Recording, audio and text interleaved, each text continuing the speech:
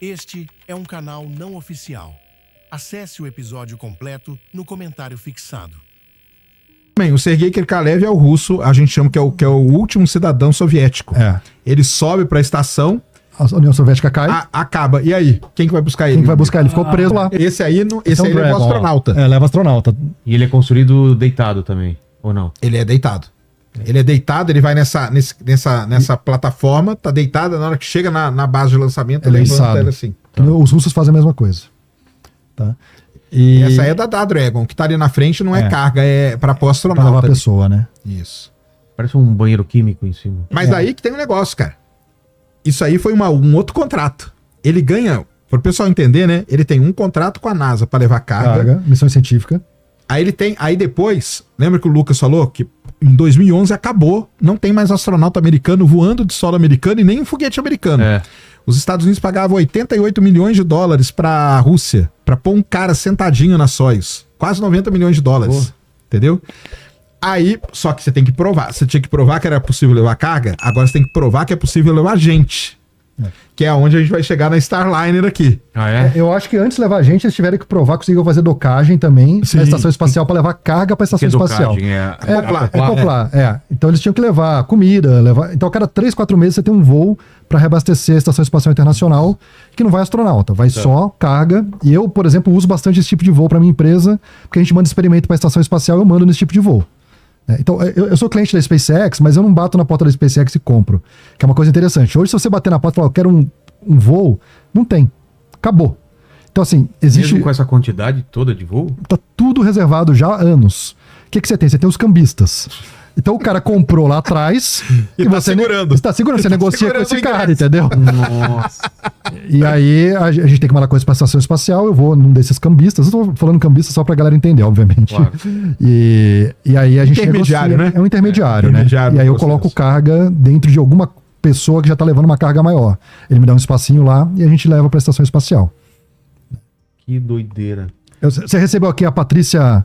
Patrícia que trabalha veio. nesse MED, que É. levou, fui eu que mandei para ela os experimentos para a estação espacial, por exemplo. Entendi. Né? Então, na América Latina, a minha empresa é a única empresa que faz isso, de mandar experimentos para a estação espacial e vai nessas cargas, ou que tem levando pessoas, ou que tem só realmente cargas, né?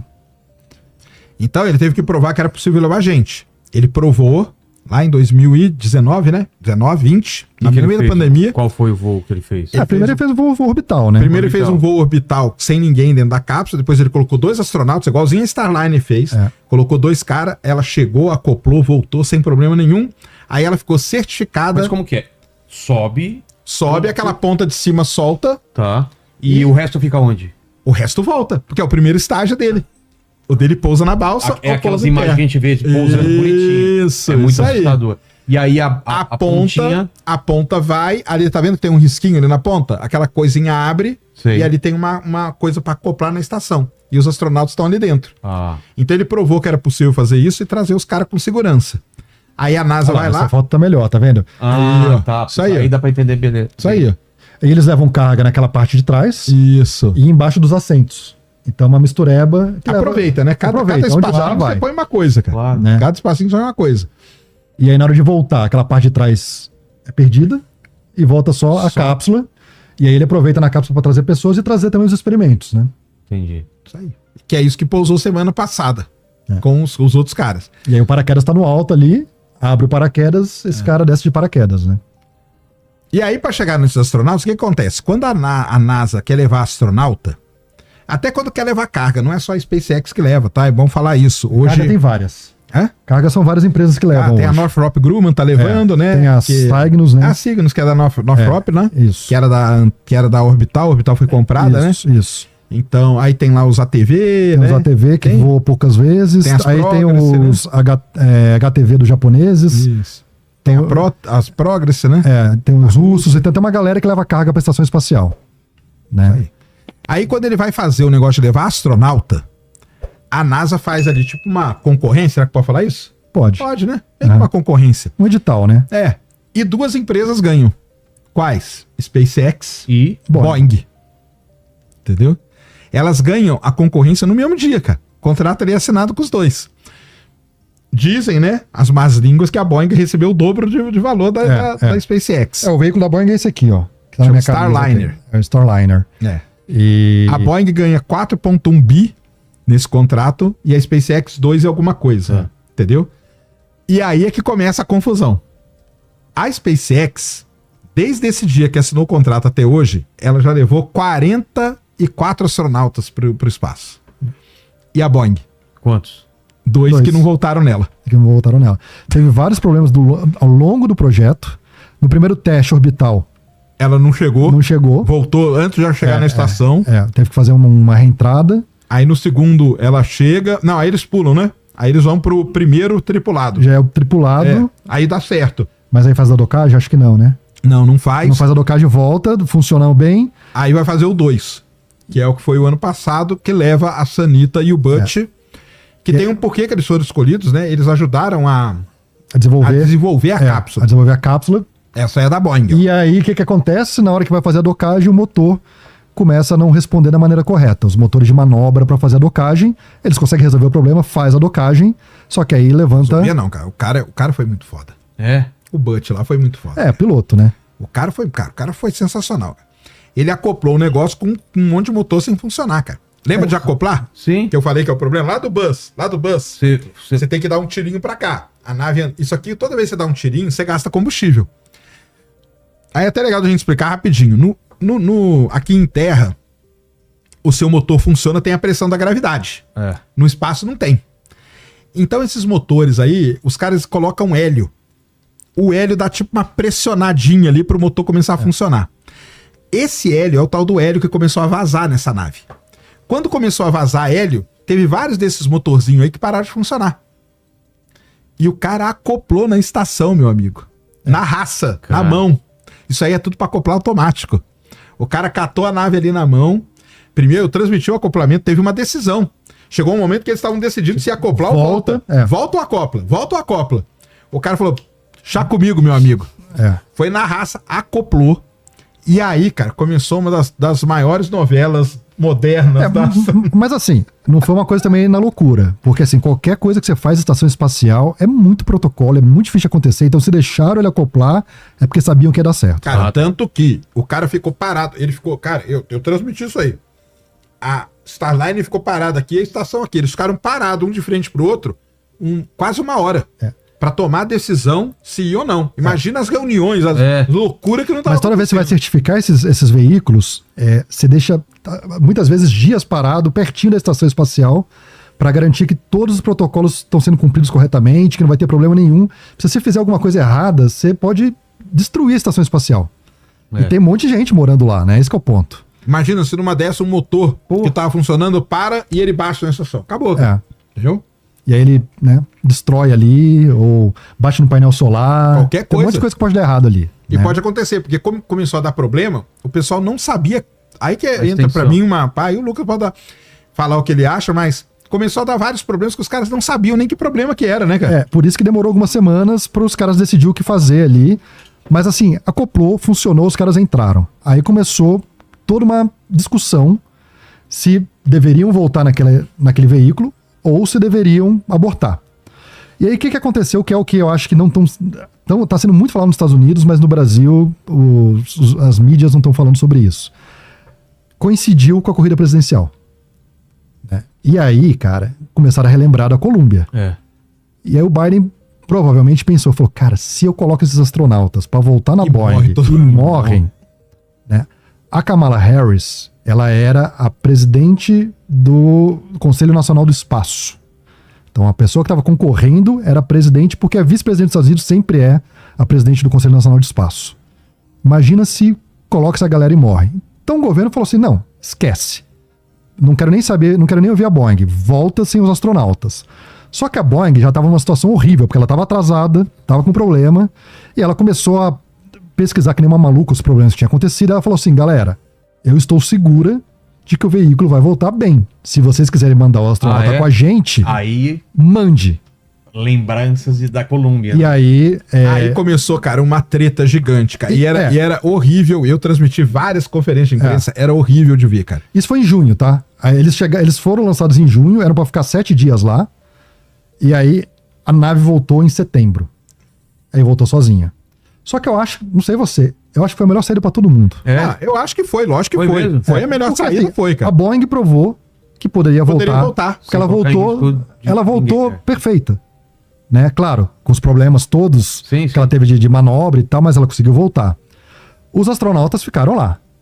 Que aí o Trump começou a usar a narrativa de que, pô, foram abandonados.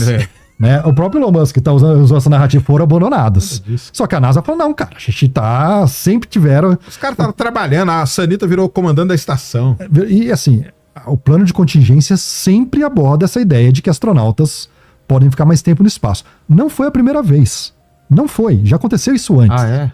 Só que dessa vez, por questão da corrida política, tomou uma proporção nunca tomada anteriormente. Que é isso que eu falo. Pô, as pessoas estão aqui falando na mídia, falando, putz, astronautas abandonaram no espaço. Cara, isso já aconteceu outras vezes. Sergei Krikalev. Mas já aconteceu com o americano também. Já também. O Sergei Krikalev é o russo, a gente chama que é o último cidadão soviético. Ele sobe pra estação, A União Soviética cai. acaba. E aí? Quem que vai buscar ele? Quem que vai buscar? Ele ficou preso lá. Ele ficou preso. Esse ficou preso mesmo. Porque aí volta. Quem que busca? Aí tiveram que reorganizar, a Rússia se organizar como nação Meu, que... pra conseguir mandar o cara, Sergei trazer o cara de Krikalev, volta. cara. E ele lá... E ele lá, de E ele Buenas. lá. Meses. Meses e meses lá no espaço sem saber. E aí já tivemos problemas, né, de pessoas voltarem com outras naves, não foi a primeira vez que aconteceu, só que o que pegou de verdade foi todas essas decisões políticas por conta de uma corrida presidencial. Né? E eu acho que no fim das contas, todo mundo saiu bem. Tudo bem, a Kamala não ganhou, mas poderia ter sido trágico pra ela se tivesse tido um acidente. Claro. A Boeing saiu bem na fita, de certa forma, porque, pô, foi lá, trouxe de volta e tá no jogo. Ainda tá no Tanto jogo. que saiu essa semana aí num veículo tá especializado. Esse é o Sergei Krikalev voltando, meu amigo. Ó a bandeira. Bandeira da União Soviética, só que não existia mais. Já era Rússia. Saiu um negócio muito interessante, cara. Cara... Porque ele subiu como União Soviética e voltou, tinha acabado. E ele volta com a bandeirinha da União Soviética ali, ó, CCCP, ó. Que doideira. Sergei Krikalev, uma das histórias mais sensacionais. Esse cara aí, ele é muito foda, tá? Esse cara aí ligou a luz da estação espacial anos depois disso aí. Em 98, 99. E aí a SpaceX tava lá com o veículo pronto pra trazer o pessoal de volta. Só que lembra que a Boeing e a SpaceX ganharam o contrato? Sim, com o dobro... Só que os caras voltaram na concorrência. Voltaram na concorrência. E aí nessa, a Sunita, ela basicamente voa em tudo possível, porque ela voa no espacial, Soyuz, a Dragon. Starline, e ela só não voa na Orion ainda. Só não voou na Orion, mas na Dragon ela voou também, porque ela voltou. Mas, cara, era triste assim, meio de ver as conferências de imprensa. Porque ia o cara da NASA e o cara da Boeing. E você via que tinha uma situação ali. Eles estavam tentando fazer acontecer Que pra não voltar era, na Boeing, cara. sabe? E aí, tanto que a NASA falou, quando a NASA decide, ela fala que foi unânime. Só que quando ela faz isso, não tinha ninguém da Boeing ali. E aí qual que é o lance da Boeing, né? A Boeing já tava... Trocou de CEO até no meio do caminho, né? O CEO da Boeing trocou ele nessa treta toda aí. Mas o ponto é, a Boeing já estava baliada por causa do 737 MAX. Isso. Né? Então, a gente não costuma misturar a aviação civil com essa parte espacial na Boeing, mas assim, a imagem para o mundo é uma coisa só. Então ela já estava baleada nisso. Já estava com esses atrasos todos dessa cápsula, né? E aí, de repente, não vai trazer os caras de volta, deixou os caras na mão lá. Cara, as ações da Boeing, buf. Desabaram, cara. Na época ali foi um momento bem complicado. E o lance deles receberem o dobro do que a SpaceX é justificável? Então, é justificável por conta de lobby. Assim, não é justificável pelo viés econômico da coisa, mas a Boeing emprega muita gente nos Estados Unidos. Né? E aí A Boeing tá desde o início do programa espacial. Então você tem um lobby muito grande. E tem um ponto que eu particularmente acho que é muito importante. Você não pode depender de uma empresa só. Isso aí é verdade. E hoje, os Estados Unidos está na mão da SpaceX. Né? Então, tem um veículo, por exemplo, que é o veículo para levar a humanidade para a Lua, que é o SLS. É um veículo que foi assim, gasto dinheiros inimagináveis. 58 bi até agora. Para voar, ele é E os caríssimo. caras estão decidindo o que vai acontecer. Para voar, ele é caríssimo. Mas se eles simplesmente desistirem desse veículo, só vai ter SpaceX para levar as pessoas até a Lua. E aí, o que acontece? A SpaceX pode quebrar. O Elon Musk pode virar político, esquecer e a empresa degringolar, pelo mesmo motivo que aconteceu lá com os soviéticos. Tem um monte de coisa que pode acontecer, porque é uma empresa privada, que pode deixar os americanos na mão. Então, é importante sempre ter um plano B, só que agora o Bezos conseguiu chegar no espaço. Então, assim, deu um alívio para as pessoas, do tipo, ó, tem uma outra empresa agora que está chegando no espaço. É isso aí. E ele chegou no espaço, mesmo esquema da SpaceX? Ele fez um voo de teste, né? O primeiro voo dele. Totalmente reaproveitável. O dele reaproveita também o primeiro estágio. Só que não deu certo no primeiro voo. Ele errou a balsa lá por alguns metros. Mas chegou perto, que nem a SpaceX também errou de também. primeira, entendeu? Mas ele tá no caminho bom. Bom, muito bom. O foguete dele é um New Glenn, um foguetão gigante, 98 metros de altura. Tem aí foto Tem, coloca aí New Glenn Rocket. E aí você tem o New Shepard, que é esse que faz o voo suborbital, que é onde os turistas vão. Acho que você já recebeu o Vitor Espanha aqui, o brasileiro que foi pro espaço? Não. Não, nunca trouxemos o Vitor. Tu trazer o Vitor aqui, cara. Então, O Vitor é muita gente boa. que é uma história maluca também. O cara comprou uma rifa e ganhou um voo de 4 milhões de dólares. É Entendeu? isso. É isso, basicamente é. É isso. Ah, rifa de Bitcoin, mas é. Ah, tá. Não, ele comprou uma NFT, mas é uma rifa. É, uma rifa. Pagou Não sei 700 se é dólares rifa, na rifa e ganhou um voo pro espaço. E hoje, assim, ele era um cara que trabalhava com gerência de projetos, no fundo de, sei lá. Hoje virou astronauta. Ele faz palestra no mundo inteiro, vai em tudo que é coisa. É um brasileiro, cara, lá de BH. Esse é o New Glenn. Esse é o New Foguetão. Glenn, esse é o que foi pro espaço. Esse aí foi já. Esse é um renderizado, né? Esse não é uma... Eu acho que não é uma Não é real? imagem real. Coloca a foto aí, New Glenn. Coloca assim, ó, New Glenn First Flight. Ó, a Isso aí. pluma lá. É a pluma. É a pluminha. E aí tem um negócio, né? O foguete suborbital dele chama New Shepard, em homenagem ao Alan Shepard, que fez voo suborbital. E o orbital dele chama New Glenn, em homenagem ao John Glenn, que é o primeiro americano a fazer um voo orbital. Pô. Tem isso do Jeff Bezos. Mas é um foguetão, ele tem 98 metros de altura, o primeiro estágio volta, a balsa dele é muito legal, a balsa dele chama Jacqueline, que é o nome da mãe dele. É aonde vai É a pousar? balsa que fica no meio do mar lá, Tá. a dele, tem o nome da mãe dele. E o processo de contratação pra você trabalhar na Blue Origin é muito mais difícil do que na SpaceX. É. Aí ele na plataforma, o dia que ele foi lançado. Então, são empresas com... Até a Cultura. marquinha ali, ó, pra você entender, até aquele anelzinho o primeiro douradinho estágio. ali, é o primeiro estágio, depois tem o segundo estágio, em cima tem a coifa.